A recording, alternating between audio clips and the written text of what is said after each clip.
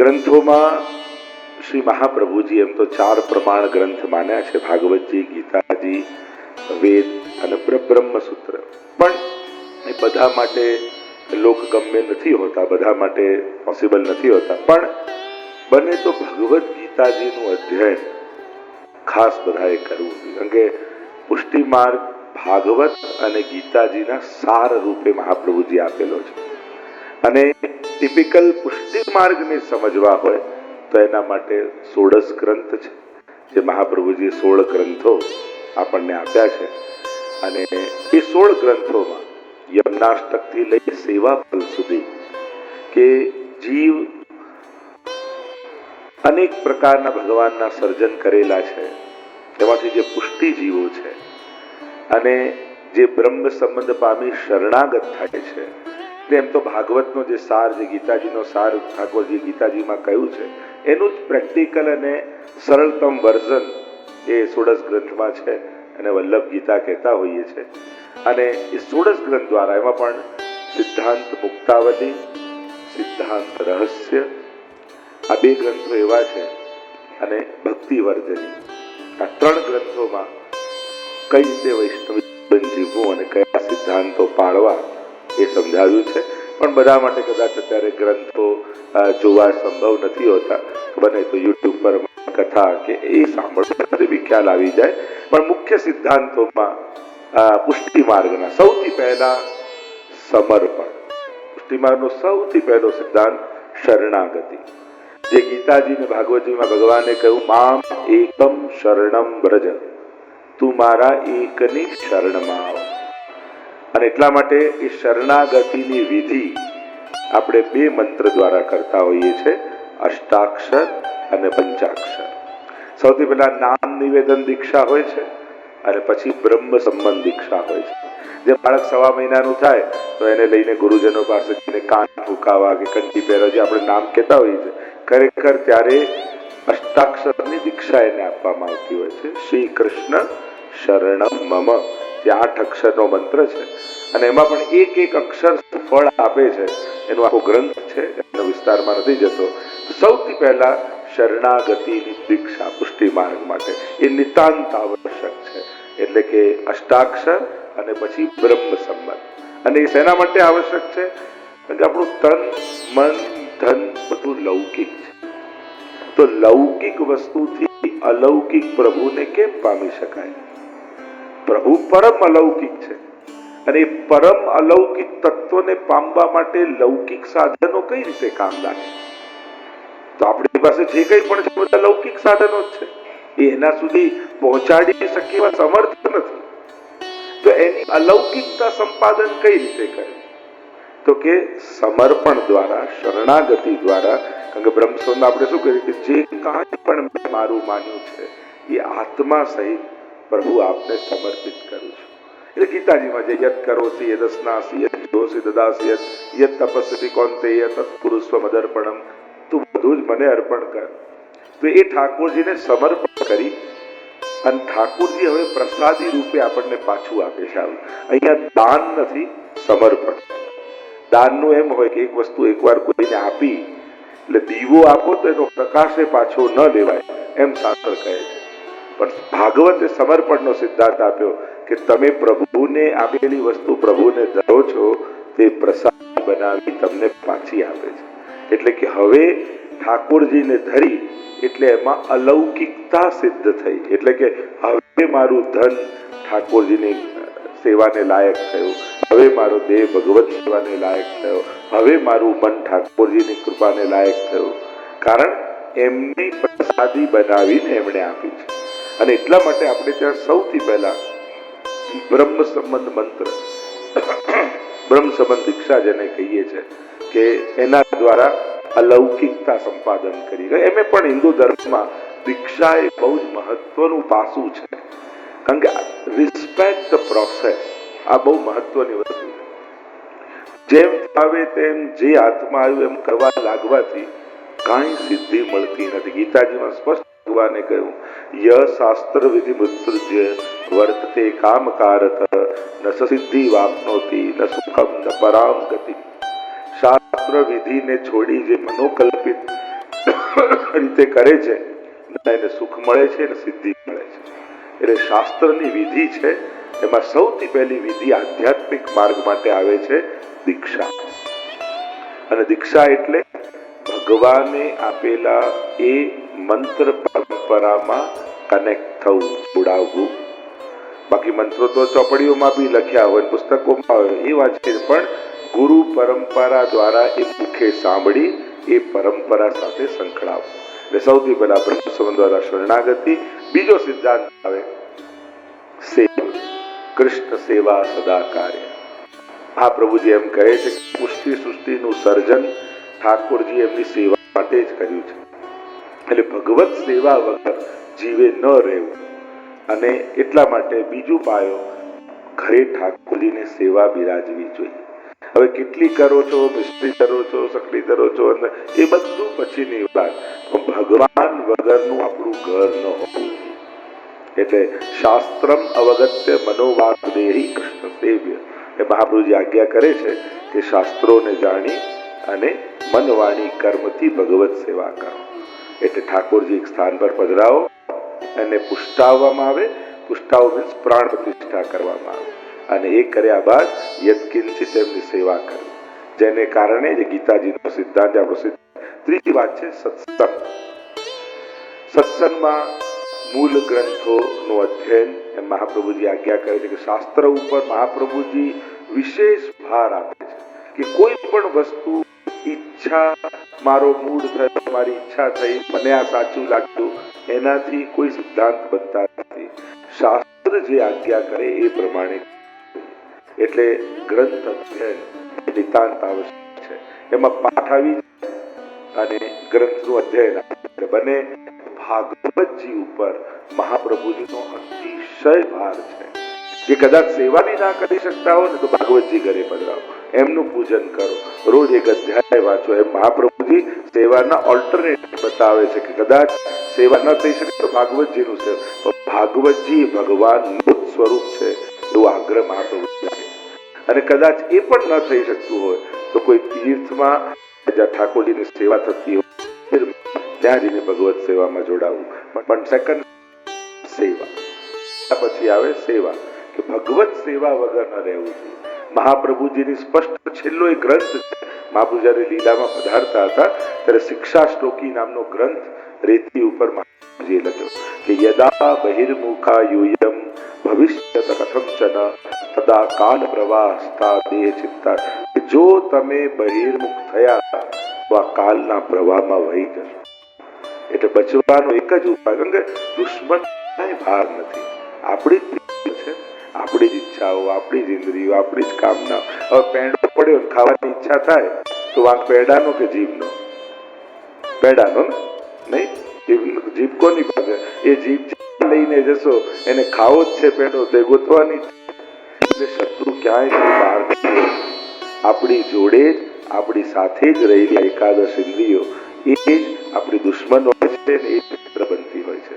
તો પ્રભુની સન્મુખતા આ ઇન્દ્રિયો ભગવત સેવામાં રહી શકે.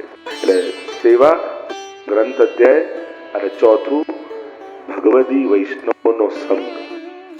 કે બને એવા વૈષ્ણવનો સંગ કરી અને એમની સાથે સત્સંગ કરો જેથી ભાવની અભિવૃદ્ધિ થાય. એટલે હરિ ગુરુ વૈષ્ણવની સેવા આપણે કહેતા હોઈએ છીએ. તો એ આ ચાર, આટલી વસ્તુ. બાકી સિદ્ધાંતો તો ઘણા બધા છે. એમ છે સેવામાં પણ અસમર્પિત વસ્તુ નામ બને તો ઠાકોરજીને ધર્યા વગરનું નહીં લેવું, અર્ધભૂખ વસ્તુ પ્રભુને નહીં ધરવી. સિદ્ધાંત ટ્રસ્ટ નામનો ગ્રંથ મહાપ્રભુજીનો, એમાં સિદ્ધાંતો બધા બતાવ્યા છે. પણ અત્યારે હું એટલા માટે નથી કરતો કે પાછું તમને એમ લાગે કે આ બધું અઘરું. એટલે મૂળ વાત છે, કોલેજ જો આપણે કેજીમાં પણ હોય, ફર્સ્ટમાં પણ હોય, સેકન્ડમાં કોલેજમાં બી હોય, આવતાની સાથે જે આપણે દામોદાસ હસાની બનાવવાની કોશિશ કરીએ છીએ ને બધાને, એમાં જ લોકો ગભરાઈ જાય. એટલે જે આવ્યો હોય, જો કેજીમાં બાળક જતો હોય ને સ્કૂલમાં પહેલી વાર, તો એને ફાયદા બતાવે, કાયદા ના. અને ત્યાં રમાડશે, ચોકલેટ આપશે, તને ગેમ આપશે, તો પેલાને જવાની ઈચ્છા થાય. તારે આ પાડવાનું, આ કરવાનું, પેલું કરવું પડશે. પેલો કે મારે સ્કૂલે જ નથી જવું. એટલે જે નવા નવા જતા હોય ને ફાયદા બતાવવા કાયદાની, તો આટલી વસ્તુ બનાવી રાખજો. સૌથી પહેલા ઘરમાં બધા સમર્પિત ઠાકોરજીને બ્રહ્મ સંબંધ પામે. એ છે બધામાં ભગવાનને જોવા, અને બીજું ભગવાનના બધું જોઈ દેવું. એટલે પુષ્ટિ માર્ગની માન્યતા મહાપ્રભુજી સમજાવે છે કે 10 જગ્યાએ 10 ફૂટ ખાડો ખોદો તો પાણી નથી નીકળતું, પણ એક જગ્યાએ 100 ફૂટ ખાડો ખોદીએ તો પાણી નીકળે. એટલે કે મૂળમાં પાણી નાખવાથી બધા પત્તાઓ લીલા થઈ જાય છે. એટલે કે ભગવાનની અંદર બધા જ દેવી દેવતાઓનો વાસ છે. જેમ ગીતાજીમાં આપણે અર્જુનને વિરાટ બતાવ્યું ભગવાને, તો બધા દેવી દેવતાઓ ભગવાનની અંદર દેખાયા. શાસ્ત્ર પણ કે આકાશાત્પતિ તોયમ યથા ગચ્છતિ સાગર સદેવ નમસ્કાર કેશવમ પ્રતિગચ્છતિ. એટલે કે ભગવાનની અંદર બધાનો વાસ છે. એટલે કે જ્યારે તમે ઠાકોરજીનું કરો છો તો બધા દેવી દેવતાઓ આપણે પ્રસન્ન થઈ જાય છે.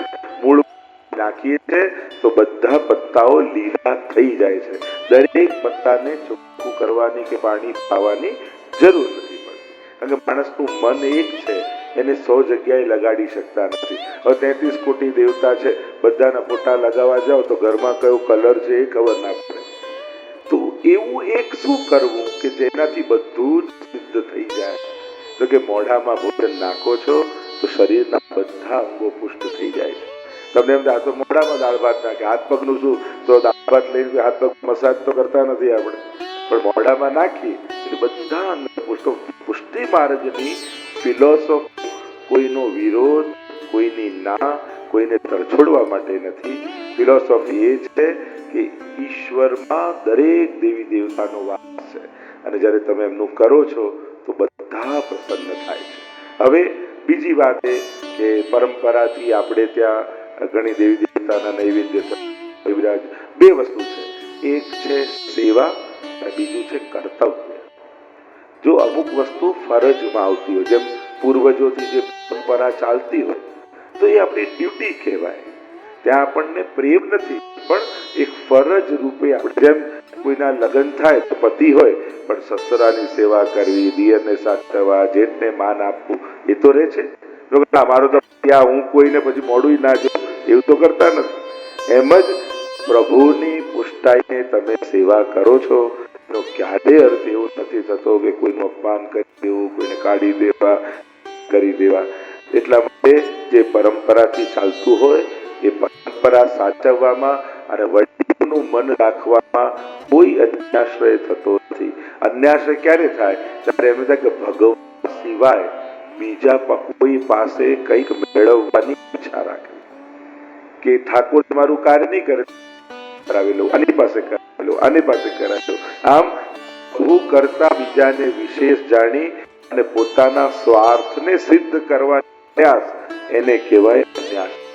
અને એનાથી બચવું જોઈએ. કારણ કે જ્યારે તમે સર્વસ્વ પ્રભુ જાણ્યા અને બ્રહ્મ સંબંધ લઈને એને કહ્યું કે હું તમારો થયો છું, તો જેને કહ્યું એના જ તમે ના થઈ શક્યા તો બીજા કોના થઈ શકવાના? કહેવાનો અર્થ છે ભક્તિમાં ઊંડાણનું મહત્વ છે, વિસ્તારનું મહત્વ નથી. તમે કેટલા દેવતા, કેટલા દેવી, કેટલા દેવી, કેટલું વધારે એનું કોઈ મૂલ્ય આધ્યાત્મિક જગતમાં નથી. મૂલ્ય છે કેટલા ઊંડા જાઓ, ગહેરાઈની મહત્તા છે, વિસ્તારની મહત્તા નથી. એટલે જે આવે ફોટો આપતા જાય, જે આવે ફોટો આપતા જાય, અને પછી મંદિર એવું ભરાઈ જાય, અને પછી આપણી હિંમત તો થાય નહીં કોઈ ફોટો કાઢવાની. એમ થાય કે જો આ કાઢીશ તો આ મારું બગાડ નાખશે, પેલા કાઢીશ ભય પેદા થાય. અને પછી સેવામાં પૂજા જતા બીક હોય, આનંદ ના હોય. આજે આમનો વાર, અને જો આ કર્યું તો આ નારાજ થશે. અને પછી આ પાછું એક નવી પ્રથા આવી કે દરેક વારે જુદા ભગવાન ભજવા. સોમવાર આનો એટલે સોમવારે આને કરવા, મંગળવારે આને. આવું ક્યાંય કોઈ હોતું નથી. શાસ્ત્રોમાં જુઓ, પ્રાચીન મંદિરો તમે જુઓ, પ્રાચીન મંદિરમાં ક્યાંય તમને એવું જોવા નહીં મળે કે બધા મિક્સ દેવતા હોય. જ્યાં વિષ્ણુનું હોય ત્યાં શિવ, શક્તિનું હોય ત્યાં શક્તિનું જ હોય. આપણે ત્યાં પંચદેવ મેં મૂળ હિન્દુ ધર્મમાં આ પદ્ધતિ છે. જે શિવને ઈષ્ટ રૂપે માને એ શૈવ કહેવાય, શક્તિને ઈષ્ટ રૂપે માને એ શાક્ત કહેવાય. જે ગણપતિને ઈષ્ટરૂપે માને એ ગાણપત્ય કહેવાય, સૂર્યને માને સૂર્યોપાસક અને વિષ્ણુને માને વૈષ્ણવ કહેવાય. તો દરેકને પ્રસન્ન કરવાની અને આરાધન કરવાની પદ્ધતિ જુદી છે. અને એમાંથી સંપ્રદાય એ કેટલી ખોટી માન્યતા સમાજમાં ઉભી. આ બધા ભાગલા, આ બધા ભાગલા, આ ભાગલા નથી, આ આરાધનની વ્યવસ્થા છે. જેમ યુનિવર્સિટીમાં કોમર્સ, સાયન્સ, આર્ટ્સ હોય, આપણે એક યુનિવર્સિટી આટલા ભાગલા પાડી દીધા, એ ભાગલા ના કહેવાય. એ વિષયને સમજવા અને જાણવા માટેની વ્યવસ્થા કહેવાય. કે તમારે ડોક્ટર થવું છે તો એ જ કોલેજમાં જાઓ જ્યાં ડોક્ટરી વિશે ભણાવતા હોય ટીચર, એ જ બુક વાંચો જેમાં ડોક્ટરી વિશે હોય, એનો સંગ કરો જે ડોક્ટરી ભણતા હોય, તો તમે ડોક્ટર થઈ શકો. પછી થોડું ડોક્ટરમાં, થોડું આર્ટ્સમાં, થોડું કોમર્સમાં જાઓ તો ડોક્ટર ન થવાય. સંપ્રદાય એને કહેવાય કે તમારા આરાધ્યને પ્રાપ્ત કરવાની પદ્ધતિ. એટલે પાંચે દેવોની ઉપાસના પદ્ધતિ જુદી છે. તો જે રીતે વિષ્ણુની ઉપાસના થાય, હવે તમે ઠાકોરજીને પલ્લામાં પધરાઈને ઝુલાવો તો બરાબર, મહાદેવજીને પલ્લા કરો તો એ ગભરાઈ જાય કે હું અજન્મા ને મારા પલ્લા ક્યાંથી કરે છે. કોઈ નાનું છોકરું આવે ને એને ઘૂઘરો બતાવો તો રાજી થાય, અને 80 વર્ષ બાપા આવે એમને અગર ઘૂઘરો કરો તો બહુ મારે. અપમાન કહેવાય કે નહીં? એટલે કહેવાનું મારું, જેની જે ઉપાસના પદ્ધતિ હોય એની એ જ રીતે આરાધન પદ્ધતિ થવી જોઈએ. અને એ પરંપરાને કહેવાય સંપ્રદાય. એટલે બહુ જ ખોટી એક માન્યતા અને સંતો મહાત્માઓ દ્વારા આવી ગયા. આ બધા ભાગલા, આ બધા શેના ભાગલા? તમે હવે એક ઘરમાં તમે રસોડું બનાવો, ડાઇનિંગ હોલ બનાવો, કિચન બનાવો, અને બેડરૂમ બનાવો, આ બધા કરો, ઘરના આટલા ભાગલા પાડી નાખે. એક જ હોલ બનાવી રહ્યા હોત એ ભાગલા ના કહેવાય, ઉત્તમ રીતે રહી શકાય એની વ્યવસ્થા કહેવાય. જેમ જૂના સમયમાં કઈ પણ બીમારી હોય તો કોઈ આયુર્વેદિક ના પેલા હોય ને તમે એની પાસે જાઓ, નાડી તપાસે ને તમને આપે. ધીમે ધીમે સાયન્સ ડેવલપ થયું, ડોક્ટર આવ્યા, એનાથી સાયન્સ ડેવલપ થયું તો સ્પેશિયલાઇઝ ડોક્ટર, ઓર્થોપેડિક ને ઓપ્ટિઝમ ને આ ને આ, હજી કદાચ એવા 32 દાંતના 32 ડોક્ટર જુદા હોય, એવું થાય. તો આને તમે એમ કહેશો કે મેડિકલ સાયન્સ પાછળ ગયું? આ ભાગલા પડ્યા મેડિકલ સાયન્સના, તમે એને ભાગલા કહેશો કે પ્રગતિ કહેશો? આને ડેવલપમેન્ટ કહેવાય. જ્યારે રિસર્ચ કોઈ વસ્તુ થાય તો સ્પેશિયલાઇઝ થવાય, અને સ્પેશિયલાઇઝ થવાય એને ડેવલપમેન્ટ કહેવાય, પાછળ ગયા ન કહેવાય. એમ જ જ્યારે અથાતો બ્રહ્મ જિજ્ઞાસા, બ્રહ્મની જિજ્ઞાસા જાગી કે બ્રહ્મને કેમ જાણવો, અને એમાંથી અધ્યાત્મ ધર્મ બધા માટે સરખો છે. પ્રશ્ન ઠાકોરજીની સેવામાં જાય તો પૂછ્યું તું કોણ છે? તો કે હું વૈષ્ણવ છું. ફરી પૂછ્યું તું કોણ છે? તો હું વૈષ્ણવ છું. ફરી પૂછ્યું તું કોણ છે? તો હું વૈષ્ણવ છું. તો ગોકુલનાથજીએ કહ્યું વૈષ્ણવથી અમારી અપરસ છોવાતી નથી. જો તે કીધું હોત ફલાણો શેઠ છું, ફલાણો નામ છે, ફલાણો ધંધો કરું છું તો મારી અપરસ છોવાઈ જાત, પણ તે વૈષ્ણવ તરીકે ઓળખાણ આપી તો અમારી અપરસ નથી છોવાઈ. મૂળ વાત એ છે કે મન ઠાકોરજીમાં રહેવું, અને ત્યાંથી શરૂઆત થઈ એની ભગવદ રસમાં રહેવાની. અને એટલા માટે ઠાકોરજીની સેવામાં પરમ પવિત્રતા, અને દરેક ધર્મમાં છે, કોઈ વૈષ્ણવ ધર્મમાં નથી. વૈષ્ણવ વધારે સ્ટ્રિક્ટલી ફોલો કરે છે, પછી તો ઘણી વાર એવું થઈ ગયું કે મન ઠાકોરજીમાં રહે જ નહીં, કોઈ અડી તો નથી ગયું, એમાં જ પછી ધ્યાન રહે. એટલે કોઈ પણ વસ્તુનો અતિરેક અને કોઈ વ્યક્તિની ભૂલથી ધર્મ ખરાબ થઈ જતો નથી. આ હંમેશા યાદ રાખો. કોઈ વ્યક્તિઓએ કરેલા અતિરેક કે એની ભૂલથી ક્યારે તમે જો 84-252 વાર્તા વાંચો તો એમાં તમને કાંઈ એવું જોવા નહીં મળે. એટલે ધર્મનો પરિચય મૂળ ગ્રંથોથી લેવો. આજકાલના વ્યક્તિઓથી ધર્મની વ્યાખ્યા નહીં કાઢવી. તકલીફ શું થાય છે? કરે કોઈ ભૂલ અને વગુવાય પુષ્ટિ માર્ગ. ક્યાં પુષ્ટિ માર્ગના લોકો? પુષ્ટિ માર્ગે શું બગાડ્યું? લોકો આમ કરે છે. તો પવિત્રતા જાળવવી જોઈએ, એ નિશ્ચિત વાત છે. સ્વચ્છતાની સાથે ઠાકોરજી, કારણ કે કોઈ વ્યક્તિ ક્યાંથી આવ્યો હોય, જો આપણે જ્યારે સિક્યોરિટીમાં જઈએ છીએ ફ્લાઇટમાં અને આપણું ચેક કરે તો આપણે અપમાન માની કે અમે કે આતંકવાદી છે અમને ચેક કરે, પણ નિયમ બને ને ત્યારે બધા માટે કોમન બનતા હોય, સનાતન બનતા હોય, બધા માટે કોમન બને. કારણ કે આપણે થોડી એક એકને ઓળખવા કોણ આતંકવાદી, કોઈ જેટલા જાઓ એ ચેક કરાવીને જાઓ.